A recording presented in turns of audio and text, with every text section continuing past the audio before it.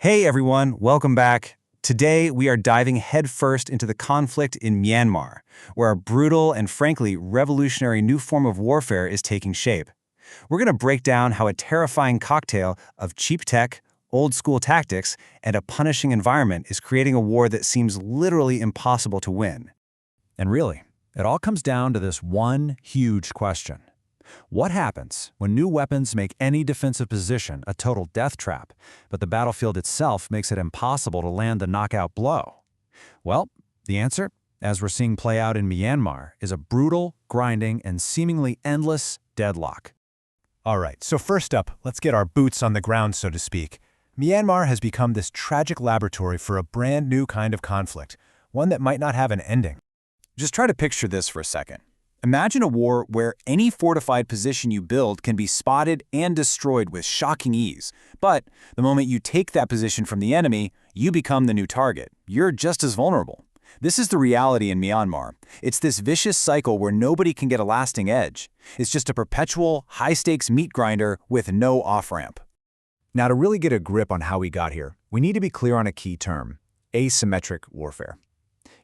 This isn't a fight between two equal, state-of-the-art armies. This is the classic setup: a big, formal military on one side and a less powerful, more nimble resistance force on the other. But as we're about to see, technology is completely rewriting the rules on what less powerful actually means. So how is this insane deadlock actually being built? Well, you might be surprised. It's not about billion-dollar fighter jets or super advanced tanks. Nope. It comes down to two components that are cheap, brutal, and just devastatingly effective when you put them together. The first piece of the puzzle is cheap, commercially available first-person view drones. Yeah, the kind you can literally buy online. And the second? It's one of the oldest, most horrifying tactics in the book, the human wave assault. It's this wild fusion of 21st century garage tech with just raw brute force. And this right here? This is a revolution in air power. I mean, forget those multi-million-dollar Predator drones you see in movies. We are talking about FPV, or first-person view drones that can be bought or built for a few $100s. They're disposable, they're easy to fly, and they can deliver a small explosive with terrifying accuracy. All of a sudden, insurgent groups have a type of air force that used to belong only to the world's most powerful nations. Now for the second piece of this grim puzzle, the human wave tactic. And yeah, it is exactly as brutal as it sounds. The strategy is chillingly simple. You overwhelm the enemy's defenses with sheer numbers, knowing full well you are going to take absolutely massive casualties.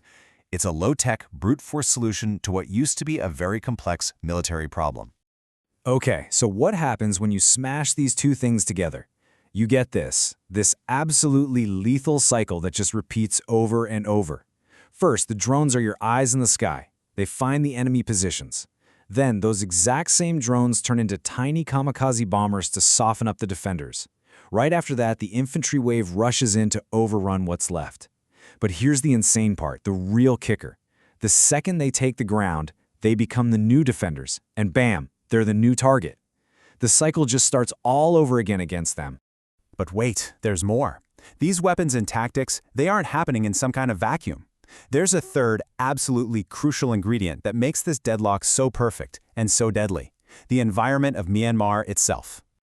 You see, the jungles and monsoons in Myanmar, they're not just some backdrop on a map. They are an active player in this war. That dense jungle canopy, it makes traditional air power and fancy satellites almost useless.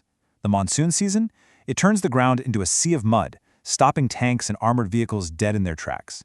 The environment basically strips away all the high-tech advantages of a modern army and creates the perfect laboratory for this new style of low-tech guerrilla warfare. So, a grinding, drone-dominated stalemate. Does that sound familiar at all?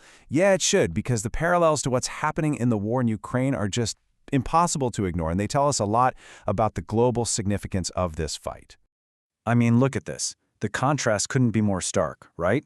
Ukraine, open plains, high-tech systems, mechanized armies. Myanmar, dense jungle, DIY weapons, straight-up infantry assaults.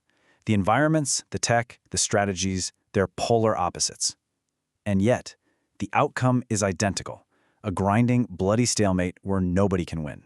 And folks, this is the whole point. This is the big flashing red light. The exact same kind of brutal, unwinnable war that we see in Ukraine, a war that takes massive industrial might to sustain, is now being replicated in Myanmar with off-the-shelf parts and basic infantry tactics. That is a profound and, frankly, a really scary shift in modern warfare. So, what does this all mean for the future? For the rest of us? Let's zoom out and connect these dots.